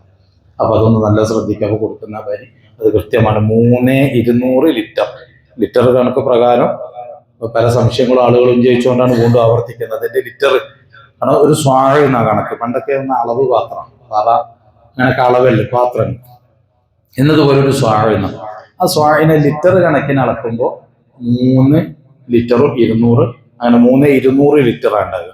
ആ 3200 ലിറ്റർ തൂക്കുന്ന സമയത്തിൽ 2800 പ്ലസ് 3 അങ്ങനെയും കിട്ടുന്നുണ്ട്. ഇത് 2 കിലോനും 800 ഗ്രാമും 2800 കിട്ടുന്നുണ്ട്. ചില അരികൾ എന്തുണ്ട്, ചിലത് ഈ അരികളിലുള്ള ഇതുണ്ട്, ധാന്യം കുറച്ച് വലുതുണ്ട്, അതുപോലെ കനം കൂടിയതുണ്ട്. അപ്പൊ അതിനനുസരിച്ച് ഒരു തൂക്കത്തിൽ വ്യത്യാസം വരുന്നത്. അപ്പൊ 2800 മാക്സിമം. അതുകൊണ്ടാണ് പറഞ്ഞത് കുറച്ചൊരു സൂക്ഷ്മതക്ക് 200 കൂട്ടി 3 പൂർത്തിയാക്കാം. 3 ഉണ്ട് എന്ന് കിതാബിൽ ഇല്ല കേട്ടോ. നമ്മളൊരു സൂക്ഷ്മതയ്ക്ക് ഞാൻ പറയുന്നതാണത്. കിതാബുള്ള 3,200 ലിറ്റർ കണക്ക് പ്രകാരം തൂക്കി നോക്കുമ്പോൾ 2,800 ഉള്ളൂ. അപ്പൊ നമ്മൾ കറക്റ്റ് 2,800 നമ്മൾ കടകളിൽ നിന്ന് വാങ്ങി പാക്കാക്കിയിട്ടും ചിലപ്പോൾ ചെയ്യാം. അങ്ങനെ ചെയ്യുന്ന സമയത്ത് അവർ പാക്കാക്കുന്നതിലോ എന്തെങ്കിലും കുറച്ചൊന്ന് കുറഞ്ഞു പോയാൽ അത് പോയ തന്നെയാണ്. കുറച്ചൊന്ന് കുറഞ്ഞു പോയാൽ അത് പോയ തന്നെയാണ്. അപ്പൊ അത് സ്വീകരിക്കപ്പെടില്ല. കാരണം കൃത്യമായ അളവ് കൊടുത്തിട്ടില്ലെങ്കിൽ അത് സ്വീകരിക്കപ്പെടില്ല. അപ്പൊ അത് നല്ലൊന്ന് ശ്രദ്ധിക്കണം. പണ്ട് ആ സൂക്ഷ്മത കൈവരിക്കുക, അർഹതപ്പെട്ട ആളുകളിലേക്ക് അതങ്ങോട്ട് എത്തിച്ചു കൊടുക്കുക. വിളിച്ചെത്തി കൊടുക്കാൻ പാടില്ല. ഇങ്ങോട്ട് വന്നോ സകാത്തിന്റെ എടുത്തിട്ട് പോയിക്കോ എന്ന് പറയാൻ പറ്റില്ല. അത് കൊടുത്തയക്കുക. നമുക്ക് പറ്റുന്നില്ലേ, പറ്റുന്ന ആളുകളെ നമ്മൾ എന്ത് ചെയ്യുക, ഏൽപ്പിക്കുക. അത് മക്കളോട് കൊടുത്തയച്ചാൽ മതി. കൊടുത്തയക്കുമ്പോൾ നിയ്യത്ത് വെക്കണം, ഇതെന്റെ ശരീരത്തിന്റെ സക്കാത്താണ്, അല്ലെങ്കിൽ എന്റെ ഫിത്ർ സക്കാത്താണ്, അല്ലെങ്കിൽ എന്റെ ഭാര്യയുടെ ഫിത്ർ സക്കാത്താണ്, അല്ലെങ്കിൽ മക്കളുടെ ഫിത്ർ സക്കാത്താണ് എന്ന് പറയണം. ഏറ്റവും ചുരുങ്ങിയത് ഒരു വീട്ടിൽ 4 പേരുണ്ടാവും അല്ലേ? അപ്പൊ 4 12 കിലോ അരി, 3 കിലോ വെച്ചിട്ടാണെങ്കിൽ 12 കിലോ അരി ഉണ്ടാവും. അപ്പൊ അതൊക്കെ കൂടി ജംപ ചെയ്ത് ഒരുമിച്ച് കൂട്ടിയിട്ടാണ് കൊടുക്കുന്നതെങ്കിലും 1-2 വ്യക്തികൾക്ക് കൊടുക്കാതെ എത്രത്തോളം ആളുകളിലേക്ക് അത് എത്തിക്കാൻ കഴിയുമോ അർഹരായ അത്രയും കൊടുക്കൽ കൂടുതൽ കൂലി കിട്ടുന്ന കാര്യമാണ്. ഒരാൾക്ക് കൊടുക്കുന്നത് അവർക്കൊരു നേരമെങ്കിലും അത് ഉപയോഗിക്കാൻ പറ്റുന്ന രൂപത്തിലുള്ള കണക്കിലായിരിക്കണം കൊടുക്കേണ്ടതും. നമ്മൾ കൊടുക്കുന്നത് അവർക്ക് ഉപകാരമാണ്. അവർ 2 കിലോ വെച്ചിട്ട് മറ്റേ 6 പേർക്ക് കൊടുത്താൽ കൂലി കിട്ടും. മനസ്സിലായോ? അല്ല 3 കിലോനാണ് കൊടുക്കുന്നത് അങ്ങനെ. പക്ഷെ അത് എത്രത്തോളം ആളിലേക്ക് കൊടുക്കുമ്പോൾ എന്താണ് കൂലി കൂടുതൽ കിട്ടുകയാണ്. അർഹരായ ആളുകൾ ഉണ്ടെങ്കിൽ, അർഹരായ ആളുകൾ 10-20 ആളുകളുണ്ട്. അപ്പൊ നമുക്കൊരു 6 പേരെ പരിഗണിക്കാൻ കഴിഞ്ഞാൽ അപ്പൊ അതിൻ്റെ ഒരു കൂലി നമുക്ക് കിട്ടും. അങ്ങനെ ഇല്ലെങ്കിലും ഉള്ളതിനനുസരിച്ച് കൊടുക്കാം. കുടുംബങ്ങളിലേക്കും കൊടുക്കാം. കുടുംബങ്ങളിൽ അർഹരായ ആളുകളുണ്ട്. ഒരു വീട്ടിൽ താമസിക്കുന്നവരല്ല, സെപ്പറേറ്റ് ആയിട്ട് ചെലവുമായിട്ട് താമസിക്കുന്ന ആളുകളില്ല. അങ്ങനെ ഉണ്ടെങ്കിൽ അവർക്കും കൊടുക്കാം. ഇപ്പൊ ഞാൻ എൻ്റെ ജ്യേഷ്ഠൻ വേറെയാണ് താമസിക്കുന്നത്, ഞാൻ വേറെയാണ്. അപ്പൊ എന്ത് ചെയ്യാം, എൻ്റെത് എൻ്റെ ജ്യേഷ്ഠനക്ക് കൊടുക്കാം. അവൻ അർഹനാണെങ്കിൽ കൊടുക്കുന്നത് കൊണ്ട് വിരോധമില്ല. അവനക്ക് എന്ത് ചെയ്യാം, ഞാൻ അർഹനാണെങ്കിൽ അവൻ എനിക്കും തരാം. മനസ്സിലാവുന്നുണ്ടോ? അപ്പൊ കുടുംബങ്ങളുണ്ടെങ്കിൽ അവർക്ക് എന്ത് ചെയ്യാം, പ്രാധാന്യം കൽപ്പിക്കണം. അത് കുടുംബബന്ധം ചേർത്തിയതിന്റെ സക്കാത്തിലാണെങ്കിലും ഫിത്ർ സക്കാത്തിലാണെങ്കിലും ഒക്കെ അതിന്റെ കൂലി അവിടെ കിട്ടും. അപ്പൊ ആ കാര്യങ്ങളൊന്ന് ശ്രദ്ധിക്കണം. പെരുന്നാൾ നിസ്കാരത്തിലേക്ക് പങ്കെടുക്കുന്നതിന് മുമ്പ് തന്നെ കൊടുത്തു വിട്ടൽ നിർബന്ധമാണ്. പിന്നെ അവിടെ അങ്ങോട്ട് പിന്തിക്കല് തെറ്റാണ്. പിന്നെ അതിന് ചെറിയ കാരണങ്ങളാണ് പറയുന്നത്. ആ കാരണങ്ങളൊന്നും ഇപ്പൊ എന്തില്ല, നമ്മളെ സംബന്ധിച്ചിടത്തോളം അല്ല. ഡ്രസ്സ് എടുക്കാൻ പോയതോ ഭക്ഷണം വാങ്ങാൻ പോയതോ അതൊന്നും ഇതിന് ഫിത്ർ സക്കാത്ത് വിധിക്കാനുള്ള കാരണങ്ങളും അല്ല. അപ്പൊ അതുകൊണ്ട് ഗൗരവത്തിൽ ശ്രദ്ധിക്കണം. കാരണം എന്താ പറഞ്ഞാൽ ഹബീബായ തങ്ങൾ ഇന്നലെ ഞാൻ ഓതിയ ഹദീസില്ല, ജരീർ ബിൻ അബ്ദുല്ലാഹി റളിയല്ലാഹു അൻഹു പറഞ്ഞത്, റമളാനിനെ മുഅല്ലക്കും ബൈനൽ അർളി വസ്സമാ, ആകാശഭൂമികൾക്കിടയിൽ ബന്ധിപ്പിച്ച് കിടക്കുകയാണ്. അത് നമ്മൾ ചെയ്ത അമലുകളൊക്കെ റബ്ബിലേക്ക് ഉയർത്തുന്നത് ഇല്ലാ റഫഅഹു അള്ളാഹു താഴയിലേക്ക് ഉയർത്തുന്നില്ല. ഫിത്ർ സക്കാത്ത് കൊടുത്ത് ലാസ്റ്റ് അതും കൂടി ചെയ്തു കഴിഞ്ഞ് ലോക്ക് ചെയ്തെങ്കിലും സാധനം അങ്ങോട്ട് എത്തുന്നു പഠിപ്പിച്ചതിന്റെ വിധങ്ങളാണ്. അപ്പൊ അതുകൊണ്ട് അതിന്റെ ഒരു കാരണം കൊണ്ട്, അല്ലെങ്കിൽ അതിന്റെ ഒരു കുറവ് കൊണ്ട്, സൂക്ഷ്മത കുറവ് കൊണ്ട് ഈ 30 ദിവസത്തെ നമ്മുടെ ആ ഇബാദത്തുകൾ നിഷ്ഫലമായി പോകരുത്. അപ്പൊ ആ കാര്യങ്ങൾ കൂടിയിട്ട് പ്രത്യേകമായി ശ്രദ്ധിക്കണമെന്ന് ഉണർത്തുന്നു. അതേപോലെ തന്നെ നോമ്പെടുക്കാൻ കഴിയാത്ത ആളുകൾ മുദ്ദ് ഉണ്ടാവും. ആ മുദ്ദും കൂട്ടത്തിൽ തന്നെ എന്ത് ചെയ്യാം, കൊടുത്ത് നീട്ടി പോകാൻ പറ്റൂല, നിർബന്ധമാണ്. ഓരോ നോമ്പ് കഴിയുമ്പോൾ നിർബന്ധമല്ല. അത് പരിശുദ്ധ റമദാനിന് 30 അത് വേഗം കൊടുത്തു വീട്ടണം, നീട്ടി കൊണ്ടുപോകാൻ പാടില്ല. അപ്പൊ അതിന്റെ മുദ്ദിന്റെ കണക്കും ഒരു ദിവസത്തിന് 800 ഗ്രാമാണ് കണക്ക്. ഒരു ദിവസത്തിന് 800. അത് നല്ല ഭക്ഷണ ധാന്യം തന്നെയാണ് നമ്മൾ കൊടുക്കേണ്ടത്. പൈസ കൊടുത്താൽ, മുദ്ദായാലും ഫിത്ർ സക്കാത്തായാലും പൈസ കൊടുത്താൽ സാധ്യമാവൂല. അതിന് ഈ ഭക്ഷണധാന്യം തന്നെ കൊടുക്കണം. ഇതിങ്ങനെ കൊടുക്കാൻ ഇസ്ലാം ലക്ഷ്യം വെക്കുന്ന ഒരു വിഷയമുണ്ട്. അന്നേ ദിവസത്തിൽ ആരും അത് ഇസ്ലാമിന്റെ ഒരു നിയമമാണ്. ഉദ്ഹിയ്യത്ത് നമ്മൾ കൊടുക്കുന്നതിന് പകരം ആ പൈസ എല്ലാവർക്കും കൊടുത്ത ഉദ്ഹിയ്യത്തായിട്ട് നമ്മൾ പരിഗണിക്കൂല. അപ്പൊ ഓരോന്നും എന്താണോ ചെയ്യേണ്ടത് എന്ന് നമ്മൾ പറഞ്ഞാൽ അതിന് അതിൻ്റെതായിട്ടുള്ള ഒരു മഹത്വമുണ്ട്. അല്ലാതെ പൈസ മൂല്യം കുറഞ്ഞിട്ടൊന്നും വേണ്ട. നമ്മളിപ്പോ നിസ്കരിച്ചില്ലേ, ഈ നിസ്കരിക്കുന്ന സമയത്ത് നമ്മൾ കുനൂത്ത് ഓതി ഇല്ലേ, കുനൂത്ത് ഓതി. ആ കുനൂത്ത് ഓതിയത് സുന്നത്താണ്. സുജൂദില് സുബ്ഹാന റബ്ബിയൽ അലീം അലാ വബിഹംദിഹി ചൊല്ലി സുന്നത്താണ്. ചെല്ലലിട്ടോ ദിക്റുകൾ സുജൂദ് നിർബന്ധമാണ്, അത് വേറെ വിഷയം. അപ്പൊ ഈ ചെല്ലണതിന് സാധിക്കും. അതിനെക്കാട്ട് നല്ലതല്ലേ ഖുർആനിൽ നിന്നുകൊണ്ട് ഒരാൾ സൂറത്ത് യാസീൻ ഓതിയാൽ പറ്റുമോ? അപ്പൊ യാസീന് മഹത്വമില്ലാഞ്ഞിട്ടല്ല, ആ സ്ഥലത്ത് എന്തേ ചെയ്യേണ്ടത്, ആ ദിക്റ് ചെല്ലേണ്ടത്. അത് നബി ഞങ്ങൾ പഠിപ്പിച്ചതാണ്. അത്തഹിയ്യാത്തിന്റെ സ്ഥാനത്ത് യാസീൻ ഓതിയ നിസ്കാരം ശരിയാവോ? യാസീൻ മോശമായിട്ടാണോ? അല്ല, അവിടെ അതാണ് ചെയ്യേണ്ടത്. അപ്പൊ ഓരോന്നിനും ഓരോ നിയമമുണ്ട്. ആ നിയമം നിബിധങ്ങൾ പഠിപ്പിച്ചത് എങ്ങനെയാണോ അങ്ങനെ തന്നെയാണ് എന്നുള്ളതാണ്. അപ്പൊ അതേ രൂപത്തിൽ തന്നെ നിബിധങ്ങൾ പറഞ്ഞതിൽ തന്നെ കൊടുക്കണം, ഇസ്ലാം പറഞ്ഞതിൽ തന്നെ കൊടുക്കണം. അതുകൊണ്ട് ഫിത്ർ സക്കാത്തിന് എന്തില്ല, അരി അത് നമ്മൾ തന്നെ കൊടുക്കണം. നേരെ മറിച്ച് വിദേശ രാജ്യങ്ങളിലൊക്കെ എന്ത് ചെയ്യാൻ പറ്റും? പൈസ കൊടുക്കലുണ്ട്. പൈസ എന്ന് പറഞ്ഞാൽ അത് വ്യക്തികൾക്കല്ല കൊടുക്കുന്നത്, അതിനെ അർഹതപ്പെട്ട് നിയമിച്ച ആ ഭരണകൂടം, ഇസ്ലാമിക ശരീഅത്തിന്റെ ഭരണകൂടങ്ങൾ നിയമിച്ച ആളുകൾ ഉണ്ടാവും, ഈ സക്കാത്തിന്റെ കൈകാര്യകർത്താക്കൾ, അവരിലേക്ക് നമുക്ക് ഏൽപ്പിക്കാം. കാരണം അവരത് കൃത്യമായി കൈകാര്യം ചെയ്ത് അർഹരായ ആളുകളിലേക്ക് അവർക്ക് എത്തും. പക്ഷെ നമ്മുടെ രാജ്യത്തിൽ അത് പറ്റത്തില്ല. ഞാൻ പറയുന്നത് അവിടെ കാര്യങ്ങളൊക്കെ നിയമിക്കുന്ന ഇസ്ലാമിക ശരീഅത്ത് പ്രകാരമാണ്. അവിടെ അരിവതിരുമാൻ ഉമർ തങ്ങളുടെ കാലത്ത്, സിദ്ദീഖ് റളിയല്ലാഹുവിന്റെ കാലത്തൊക്കെ നമ്മൾ പറയും അങ്ങനെ പറ്റും. ഇവിടെ അങ്ങനത്തെ ഒരു ഭരണകൂടമാണെങ്കിൽ പറ്റും, അതല്ലാതാവുമ്പോൾ പറ്റൂല.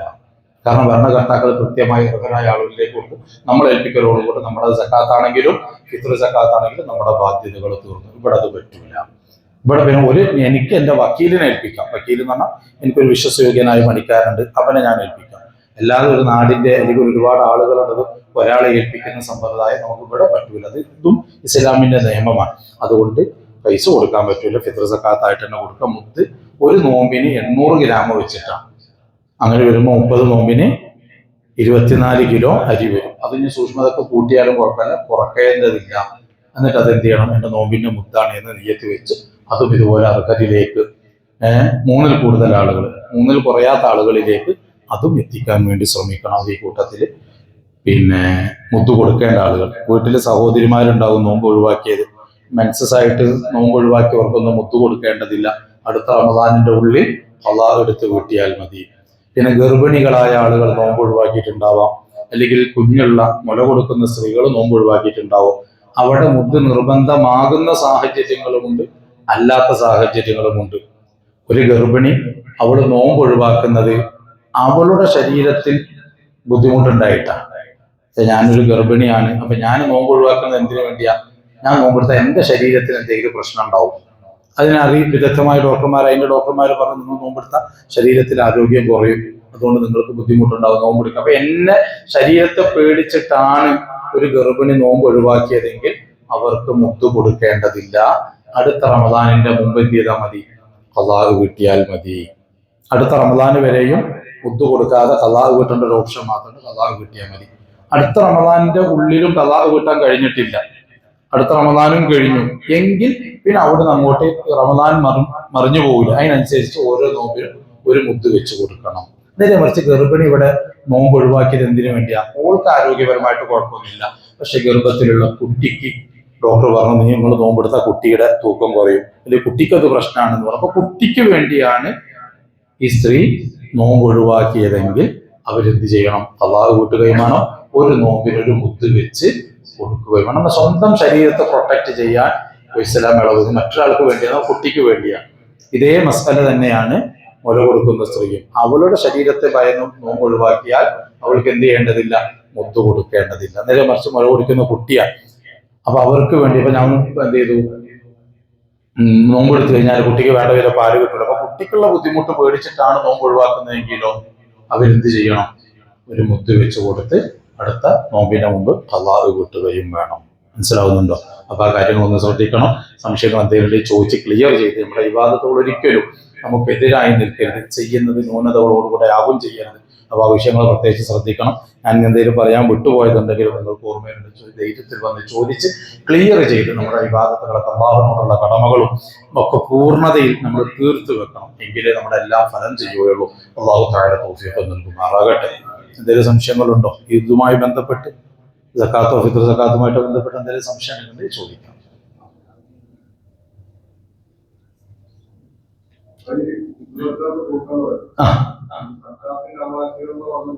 അതെ അതെ അതെ, അർഹരായ ആളുകൾ എന്ന് പറയുന്നത് ഫക്കീറുമാരും മിസ്കീന്മാരും അങ്ങനത്തെ ആളുകളായ ആളുകൾ, നിർബന്ധമുള്ള എല്ലാം അങ്ങനെ തന്നെ ചെയ്യാൻ പറ്റും. അത് ഉദഹിയത്താണെങ്കിൽ പോലും.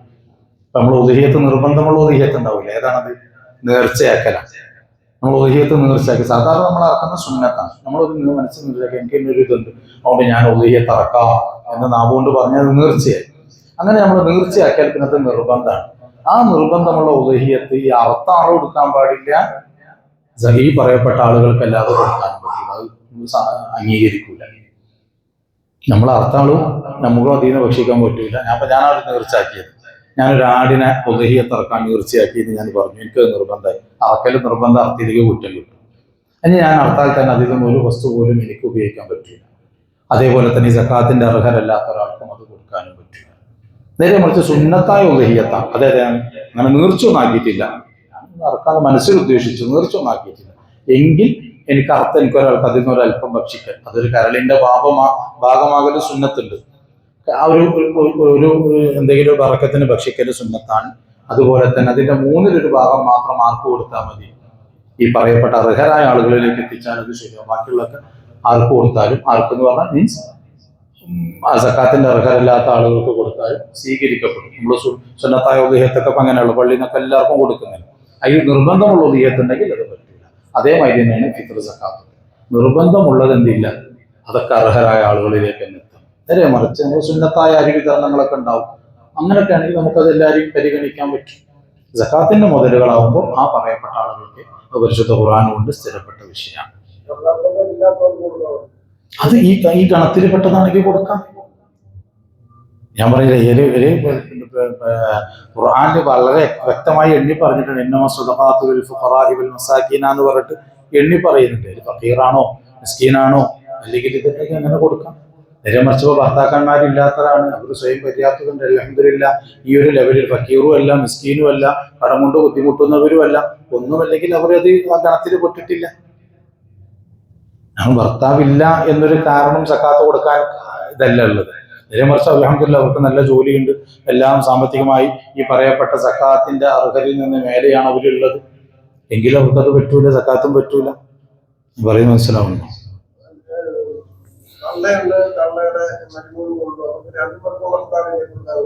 അല്ല, അവരോട് ഞാൻ പറയുന്ന സക്കാത്ത് കൊടുക്കാനുള്ള മാനദണ്ഡം ഭർത്താവ് ഇല്ലാതിരിക്കലല്ല. അല്ല, അതെ ഞാൻ പറയുന്നത് സക്കാത്ത് നിർബന്ധമാകുന്നത് കൊടുക്കാനാവുന്നത് ഭർത്താവ് ഇല്ലാതിരിക്കലല്ല അതിന്റെ മാനദണ്ഡം. ഭർത്താവ് ഇല്ലാതാകുമ്പോൾ എന്താ പറഞ്ഞാൽ അവരുടെ ജീവിതം ഒരുപക്ഷെ മിസ്കീന്മാരുടെ ജീവിതത്തിലേക്കായിരിക്കും ഉണ്ടാവുക. എന്ന് പറഞ്ഞാൽ ഇവരുടെ ചെലവും ചുറ്റുപാടുകളും കഴിഞ്ഞു പോകാൻ, കാരണം പുറത്തു പോയി ജോലി ചെയ്യാൻ പറ്റാത്ത ഒരാള് അങ്ങനെയൊക്കെ ഉണ്ടെങ്കിൽ ആ ഒരു അവസ്ഥയിലാണ് അവരെങ്കിലും കൊടുക്കാം. ഞാൻ പറയുന്നപ്പോ മറ്റേ ഉമ്മക്കും ഭർത്താവില്ല, മകൾക്കും ഭർത്താവില്ല, രണ്ടുപേരും ജോലിക്കാരാണ്. ആ ജോലി കൊണ്ട് അവർക്ക് സന്തോഷമായിട്ട് ജീവിച്ചു പോകാൻ കഴിയുന്നുണ്ട്. അതുപോലെ അവർക്ക് കടങ്ങളോ ബാധ്യതകളോ ഇല്ല, പാർപ്പിടങ്ങളുണ്ട്. അപ്പൊ പിന്നെ അവർ ഈ ഗണത്തിൽ പെടൂല. ഞാൻ പറഞ്ഞത് സക്കാത്ത് ഒരാൾക്ക് അർഹരാവുന്നതിന്റെ മാനദണ്ഡം ഭർത്താവ് ഇല്ലാതിരിക്കലല്ല. ഭൂരിഭാഗം എന്താണ്, ഭർത്താവോ അല്ലെങ്കിൽ ആശ്രിതർ അല്ലെ, ഒരാളില്ലെങ്കിൽ ആ കുടുംബം പരിതാപകരമായിരിക്കും. അപ്പൊ കൊടുക്കാം.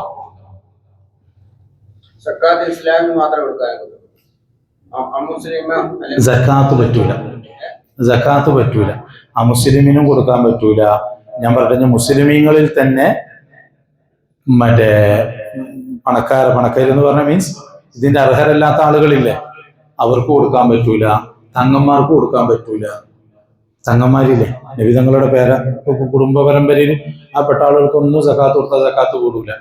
ഇനി അവര് ഫക്കീറാണെങ്കിലും മിസ്കീനാണെങ്കിലും പോലും അവർക്ക് സക്കാത്ത് കൊടുക്കാൻ പറ്റൂല. അവർക്കൊക്കെ ഹദിയ അല്ലെങ്കിൽ സ്വതക്ക, സക്കാത്ത് പറ്റൂല. അത് നിയമമാണ്. അപ്പൊ ഇത് ഹൈലൈറ്റ് എടുത്ത് പറയുന്നത് എന്താ, ഇതൊരു മുസ്ലിമീങ്ങൾ കൊടുത്താൽ അവിടെ കണ്ടില്ല, അവരുടെ കാര്യം വന്നപ്പോൾ വർഗീയ അങ്ങനെയാണ്. ഇപ്പൊ ഇന്നലെ ഫേസ്ബുക്കിലുണ്ട് ഒരു പോസ്റ്റ്. അപ്പൊ ഇതൊരു വൈറലാകാൻ വേണ്ടി വേറെ എന്തെങ്കിലും, അപ്പൊ എന്തുകൊണ്ട് സക്കാത്തിന്റെ ഫണ്ട് മറ്റുള്ളവർക്ക് കൊടുത്തുവിടാം. അപ്പൊ അങ്ങനെ വന്നിട്ട് പറഞ്ഞു. അപ്പൊ എന്നോട് വന്നിട്ട് ഞാനിവിടെ അല്ല, ഇവിടെ പുതിയത്തിലുള്ള അവിടെ ഒരു എന്താ പറയാ ഒരു സാമൂഹിക പ്രവർത്തകൻ എന്ന് സ്വയം അവകാശപ്പെടുന്ന ഒരു വ്യക്തി, വലിയ പ്രായമൊന്നുമില്ല. അപ്പൊ അവര് പറഞ്ഞിട്ട് ഇന്നലെ അവിടെ വമ്പ ചർച്ച നടന്നിട്ടുണ്ട്. അപ്പൊ ഞാൻ എന്നിട്ട് വിളിച്ചിട്ട് ചോദിച്ചു, ഞാൻ ഉസ്താദിനോട് ചോദിക്കട്ടെ എന്ന് പറഞ്ഞിട്ട് എന്നെ വിളിച്ചിരുന്നു. പാലപ്പെട്ടി എന്നിട്ട് വെച്ചപ്പോൾ ഫേസ്ബുക്കിലൊക്കെ കാണും, അനു പാലപ്പെട്ടി എന്നൊക്കെ പറഞ്ഞിട്ട്. എന്നിട്ട് ഇന്നലെ പോസ്റ്റ് എഴുതിയിട്ടിട്ടുണ്ട് FB-യിൽ. എന്തുകൊണ്ടാണ് മുസ്ലിമുകൾ കൊടുത്തത്. അപ്പൊ എന്നോട് വിളിച്ചു ചോദിച്ചു, കൊടുക്കാൻ പറ്റില്ല. ഞാൻ പറഞ്ഞു, കൊടുത്തോ, നീ കൊടുത്തോ, ബാക്കി കൊടുക്കുന്നവർ അവര് തീരുമാനിക്കട്ടെ ആർക്ക് കൊടുക്കണം എന്നുള്ളത്. മറ്റുള്ളവർ കൊടുക്കണതിൽ നീ അഭിപ്രായം പറയണ്ട. അവര് പഠിച്ചതനുസരിച്ച് ഇസ്ലാമിനനുസരിച്ചിട്ട് അവര് കൊടുക്കട്ടെ. നിനക്ക് സക്കാത്ത് ഉണ്ടാ, നീ മറ്റുള്ളവരുടെ സക്കാത്ത് ആർക്ക് കൊടുക്കണം എന്ന് നീ പത്ത് കൊടുക്കണ്ട. കാരണം അങ്ങനെ അവരോട് പറയാൻ പറ്റൂ. മറ്റേത് പറഞ്ഞ അംഗീകരിക്കണില്ല.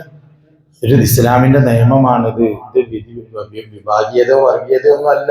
അങ്ങനെ വർഗീയത ആണെങ്കിൽ ഇവിടെ ഹബീബായ തങ്ങളുടെ കുടുംബ പരമ്പരയിൽപ്പെട്ട ഒരൊറ്റ ആൾക്ക് കൊടുക്കാൻ പറ്റൂല എന്ന് പറയുമ്പോൾ ഏറ്റവും വലിയ വർഗീയത ആവണ്ടേ. അതൊരു നിയമമാണ്. അപ്പൊ അങ്ങനെ തന്നെ മനസ്സിലാവും. മറ്റേ സ്വതക്കകൾ ആർക്കും കൊടുക്കാം, കൂലി കിട്ടും. ഇനി നമ്മൾ കൊടുക്കുന്ന സ്വതക്ക കൊണ്ട് അവൻ തെറ്റിലേക്കാണ് പോകുന്നതെങ്കിൽ കൊടുക്കാൻ പറ്റുമോ? ആ മുസ്ലിം ആണെങ്കിലും പറ്റൂല. നമ്മൾ നേരെ പൈസ കൊടുത്ത് നേരെ പോണതൊക്കെ കൊണ്ട് വിടാം. ലോട്ടറി എടുക്കാനാ, ഉറപ്പാണ് നമുക്ക്. അല്ലെങ്കിൽ നേരെ കള്ളു കുടിക്കാനാ പോണ്. മുസ്ലിം തന്നെയാണ് സംഗതി, പേരുകൊണ്ട്. ഓൻ കൊടുക്കാൻ പറ്റുമോ? പറ്റൂല. എന്നാ നമ്മൾ കൊടുക്കുന്നുണ്ട്, അവൻ തെറ്റിലേക്ക് പോകാൻ ഉറപ്പുണ്ടെങ്കിൽ കൊടുക്കാൻ പാടില്ല. അത് മുസ്ലിം ആണെങ്കിലും അമുസ്ലിം ആണെങ്കിലും ഒക്കെ കണക്ക് തന്നെയാണ്. അപ്പൊ അവിടുത്തെ വിഭാഗീയതല്ല, ഒരു നിയമമാണ്.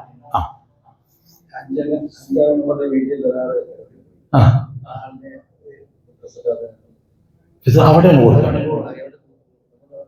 അല്ലല്ല, ഒരു മനുഷ്യൻ എവിടെയാണോ ഉള്ളത് ആ പ്രദേശത്താണ് അവരുടെ ഫിത്ർ സക്കാത്ത് കൊടുക്കേണ്ടത്. അപ്പൊ എന്റെ ഫിത്ർ സക്കാത്ത് ഞാൻ ഇവിടെ കൊടുക്കുന്നത്, അങ്ങനെ കൊടുക്കേണ്ടത് എന്റെ ഭാര്യയുടെ മക്കളുടെ അവരുടെ നാട്ടിലാണ് കൊടുക്കേണ്ടത്. ജമ്മിന്റെ ഒരു പരിധി ഉണ്ട്, ഒരു മഹല് പരിധി. നമ്മുടെ ഈ മഹലല്ല, നമ്മൾ ജമ്മു കശ്മീർ ആക്കാനുള്ള ഒരു ഇത് പറയുന്നുണ്ട്. അപ്പൊ ആ ഇത് വിട്ട് കടന്നാൽ നമ്മൾ എവിടെയാണുള്ളത് ആ ഭാഗത്താണ് നമ്മൾ കൊടുക്കേണ്ടത്.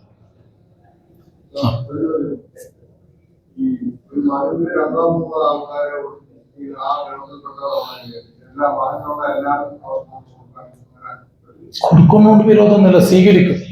അത് റബ്ബ് അതുകൊണ്ട് തട്ടപ്പെടുകയൊന്നുമില്ല. അപ്പൊ അതാണ് ഒരു മഹലിൽ എത്ര പേരുണ്ടോ അത്ര പേരെയും പരിഗണിക്കുക. ഇനി അവർ അത് പര്യാപ്തരാണ്, ഇനി അത് കൊടുക്കുന്ന സമയത്തിൽ അവർക്കത് എന്തില്ല, കൃത്യമായി ഉപയോഗിക്കാൻ കഴിയാത്ത ഓവർ ഉണ്ട് എന്നുണ്ടെങ്കിലും പരിസര മഹലിൽ അർഹരായ ആളുകൾ, ഇതൊന്നും എത്തിപ്പെടാത്ത ആളുകൾ ഉണ്ട് എന്നുണ്ടെങ്കിൽ അത് നമുക്ക് കൊടുക്കാം. അതുകൊണ്ടാണ് ഇസ്ലാമിക ഭരണകൂടം ഉണ്ടാകുമ്പോഴുള്ള ഗുണം. അവരെന്താ ചെയ്ത്, അവിടെയുള്ള ആളുകളെ കഴിഞ്ഞാൽ പിന്നെ പ്രയാസങ്ങൾ അനുഭവിക്കുന്ന രാജ്യത്തിലെ മുസ്ലിമീങ്ങൾ അവർ പരിഗണിക്കും. നമ്മൾ സൗദി അറേബ്യ അല്ലെങ്കിൽ യുഎഇയിലൊക്കെ ഉള്ളതൊക്കെ അങ്ങനെയല്ലേ ചെയ്യുന്നത്, അല്ലെ? പലസ്തീനിലും അങ്ങനെ ഒരുപാട് സ്ഥലങ്ങളിൽ പിന്നോക്കം നിൽക്കുന്ന ആളുകളെ പരിഗണിക്കും. അത് അവർക്ക് കഴിയും. ആ നാട്ടിലുള്ളവരെ പരിഗണിച്ചതിന് ശേഷമേ അത് പറ്റത്തുള്ളൂ. അപ്പൊ നമുക്ക് നമ്മുടെ നാട് വിട്ടിട്ട് എന്ത് ചെയ്യാൻ പറ്റൂല. സക്കാത്ത് ഇവിടെയുള്ള പാവപ്പെട്ടവരെ ആദ്യം നമ്മൾ പരിഗണിക്കും. അത് സക്കാത്താണെങ്കിലും ഫിത്ർ സക്കാത്ത്. അത് കഴിഞ്ഞിട്ട് എന്ത് ചെയ്യണം, ഇവിടെ ഇപ്പൊ ക്ലിയർ ആണ്, ഇവിടെ എല്ലാവരും ആ ഒരു ലെവലിലേക്ക് നമ്മൾ എത്തിച്ചു എന്ന് ഉറപ്പ് വന്നാൽ പിന്നെ നമുക്ക് പരിസരത്ത് ഉള്ള മഹലുകളിൽ അല്ലെങ്കിൽ അങ്ങനെയുള്ളവർക്ക് കൊടുക്കാം. മനസ്സിലായോ? നിർത്തിയല്ലേ? കഴിഞ്ഞോ? അല്ലാഹു തആല കബൂൽ ചെയ്യുമാറാകട്ടെ. റഹീമായ റബ്ബേ, നീ കബൂൽ ചെയ്യണേ. റഹ്മാനെ, ഞങ്ങൾ പറഞ്ഞതും കേട്ടതും ഇരുന്നതും എല്ലാം നിന്റെ പൊരുത്തത്തിലാക്കണേ. അല്ലാഹ് ആഖിറത്തിൽ ഉപകരിക്കുന്ന അമലാക്കണം റഹ്മാനെ. അല്ലാഹുവേ, ഞങ്ങൾ ചെയ്യുന്ന ഇബാദത്തുകളും ചെയ്തുകൊണ്ടിരിക്കുന്നതും ഒക്കെ ന്യൂനതകളെല്ലാം പുറത്ത് ഞങ്ങളിൽ നിന്ന് നീ സ്വീകരിക്കണേ. അല്ലാഹ് പരിശുദ്ധ റമദാനാണ്, അനുകൂലമാക്കി തരണം റഹ്മാനെ, അനുഗ്രഹമാക്കി തരണേ. അല്ലാഹ് ഈ പരിശുദ്ധ റമദാൻ അനുകൂലമായി സാക്ഷി പറയുന്നവരിൽ ഞങ്ങളുടെ കുടുംബങ്ങളെ നീ ഉൾപ്പെടുത്തണം റഹ്മാനെ. ഞങ്ങളുടെ ജീവിതത്തിൽ അവസാനത്തേതാക്കല്ല റഹ്മാനെ.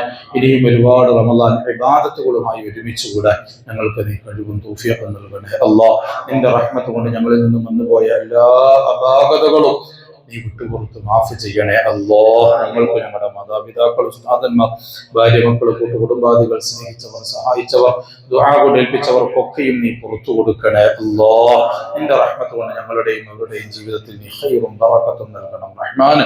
വിഷമങ്ങളിൽ നിന്ന് സലാമത്ത് നൽകണേ. അല്ലാഹ് ഒരുപാട് പേര് ദുആ കൊണ്ട് ഏൽപ്പിച്ചിട്ടുണ്ട് റബ്ബേ, ഹദിയകളും സഹായങ്ങളും നൽകിയിട്ടുണ്ട് റഹ്മാൻ. അർഹമായത് നൽകണം റഹ്മാനെ. അവരെല്ലാം നൽകിയതിൽ ഒരുപാട് ഉദ്ദേശങ്ങളുണ്ട്, പലരും പല വിഷയങ്ങളും പറഞ്ഞിട്ടുമുണ്ട്. അല്ലാഹുവേ, അവരൊക്കെ എന്തൊക്കെ ഉദ്ദേശത്തിലാണോ നൽകിയത് അതൊന്നും നീ വെറുതെയാക്കല്ല റഹ്മാനെ. അവരുടെ മുറാദുകൾ നീ ഹസ്സലാക്കി കൊടുക്കണേ. അല്ലാഹ് വിഷമങ്ങൾ തീർത്തു കൊടുക്കണേ റഹ്മാനെ. അവർ ചെയ്യുന്ന ജോലികളിലും ഉപജീവന മാർഗങ്ങളിലൊക്കെ അഭിവൃദ്ധിയും ബറക്കത്തും ഏറ്റി കൊടുക്കണം റഹ്മാനെ. നിന്റെ തോഴത്തിലായി ദീനീ ഖിദ്മത്തിലായി ദീർഘകാലം ജീവിക്കാൻ അവർക്കും ഞങ്ങൾക്കും നീ തൗഫീഖ് നൽകണം റഹ്മാനെ. ഞങ്ങൾക്കും ഞങ്ങളുടെ കുടുംബങ്ങൾക്കും ദുആ കൊണ്ട് ഏൽപ്പിച്ചവർക്കും സഹായിച്ചവർക്കും ഞങ്ങളിൽ നിന്ന് മരണപ്പെട്ടു പോയവർക്കൊക്കെയും നീ നരകമോചനം സാധ്യമാക്കണേ. അല്ലാഹ് സ്വർഗ്ഗം നിർബന്ധമാക്കണേ റഹ്മാനെ. ربنا آتنا في الدنيا حسنة وفي الآخرة حسنة وقنا عذاب النار. آمين برحمتك يا أرحم الراحمين. والحمد لله رب العالمين. السلام عليكم ورحمة الله.